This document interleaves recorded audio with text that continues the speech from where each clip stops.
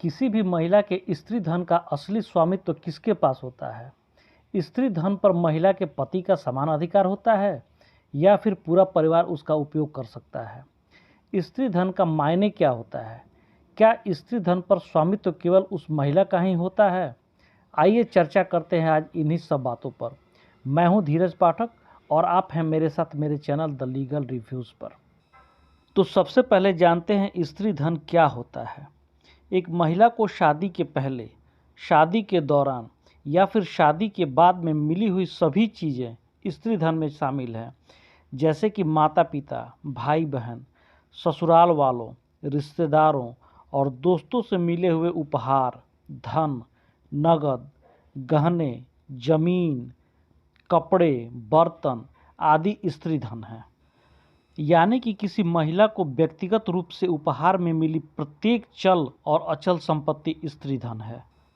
तो अब सवाल उठता है स्त्री धन के स्वामित्व पर।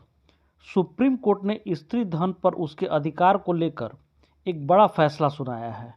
कोर्ट ने साफ कहा कि महिला का स्त्री धन उसकी पूर्ण संपत्ति है, उसे अपनी मर्जी से उसे खर्च करने का पूरा अधिकार है। सुप्रीम कोर्ट ने कहा कि पत्नी के स्त्री धन पर पति का कंट्रोल नहीं हो सकता। पति मुसीबत के समय स्त्री धन का उपयोग तो कर सकता है, लेकिन बाद में उसे लौटाना उसका नैतिक दायित्व है।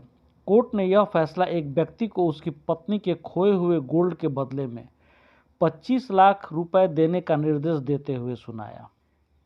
आइए पूरा मामला जानते हैं। केरल की महिला ने दावा किया कि शादी के समय उसके परिवार ने उसे सोने के सिक्के उपहार में दिए थे। विवाह के बाद पिता ने उसके पति को 2 लाख रुपए का चेक भी दिया था। महिला के मुताबिक शादी की पहली रात पति ने उसके सारे गहने अपने कब्जे में ले लिए, कहा कि वे इसे सुरक्षित रखेंगे, लेकिन बाद में उसने अपनी मां को उसे सौंप दिया। पत्नी ने आरोप लगाया कि पति और उसकी मां ने अपनी पहले की मौजूद वित्तीय देनदारियों को पूरा करने के लिए सभी आभूषणों का दुरुपयोग किया। फैमिली कोर्ट ने पति और उसकी मां के खिलाफ फैसला सुनाया। विवाद के बाद 2011 में मामला फैमिली कोर्ट पहुंचा। कोर्ट ने माना कि पति और उसकी मां ने वास्तव में अपीलकर्ता के सोने के आभूषणों का दुरुपयोग किया था, इसलिए पत्नी नुकसान की भरपाई की हकदार है। केरल हाईकोर्ट ने फैमिली कोर्ट की राहत को आंशिक रूप से खारिज कर मामला पलट दिया। हाईकोर्ट ने कहा कि महिला पति और उसकी मां द्वारा सोने के आभूषणों की हेराफेरी को साबित करने में सक्षम नहीं है, इसलिए वह उसके नुकसान की भरपाई के लिए हकदार नहीं है। इसके बाद महिला ने हाईकोर्ट के आदेश को सुप्रीम कोर्ट में चुनौती दी। जस्टिस संजीव खन्ना और जस्टिस दीपंकर दत्ता की बेंच ने इस मामले की सुनवाई की। बेंच ने कहा कि स्त्री धन पति और पति की संयुक्त संपत्ति नहीं है।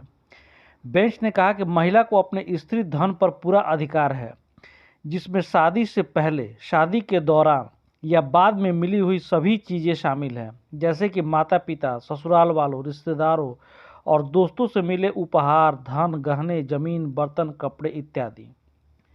बेंच ने कहा कि स्त्री धन पति पत्नी की संयुक्त संपत्ति नहीं कही जा सकती। पति के पास इसका स्वामित्व या स्वतंत्र अधिकार नहीं है। अगर स्त्री धन का बुरी नीयत से दुरुपयोग किया जाता है तो पति या उसके परिवार के सदस्यों पर आईपीसी की धारा 406 के तहत मुकदमा चलाया जा सकता है। कोर्ट ने कहा कि विवाह की अवधारणा पति पत्नी के आपसी विश्वास पर टिकी है। यह दाम्पत्य संबंध में अनिवार्य रूप से शामिल है। यह मान लेना कि महिला को पहले दिन से ही अपने पति पर भरोसा नहीं था, यह गलत है। केरल हाईकोर्ट ने इन तथ्यों को नहीं देखा। कोर्ट ने 25 लाख रुपए देने का निर्देश दिया। सुप्रीम कोर्ट ने कहा कि यह एक आपराधिक मुकदमा नहीं था, इसका क्राइम सीन से गायब सामान का पता लगाया जाना था। इस पर भी कोई विवाद नहीं था कि महिला अपने मायके से पर्याप्त मात्रा में आभूषण लेकर आई थी, जो उसके शादी के दौरान पहने थे। इसका सबूत शादी की तस्वीरों में है। महिला ने सोने के सिक्के के बदले पैसा मांगा, जिसकी कीमत 2009 में 8.9 लाख रुपए थी। इस समय बिना किसी और बात के केवल फैमिली कोर्ट के फैसले को बरकरार रखना उसके साथ अन्याय होगा। समय बीतने, जीवन यापन की लागत में बढ़ोतरी को ध्यान में रखते हुए हम भारत के संविधान के अनुच्छेद 142 द्वारा प्रदत्त शक्ति का प्रयोग करते हुए महिला को 25 लाख रुपए देने का निर्देश देते हैं। कोर्ट ने तो अपना काम कर दिया, महिला को 25 लाख रुपए की भारी भरकम राशि दिलवा दी। लेकिन इसमें आपका क्या सोचना है, कमेंट ज़रूर कीजिएगा और मेरा वीडियो अच्छा लगे तो इसे लाइक और शेयर ज़रूर कीजिए। अगर मेरे चैनल पर पहली बार हैं तो सब्सक्राइब कर दीजिए ताकि मेरा हर वीडियो आप तक पहुंचे।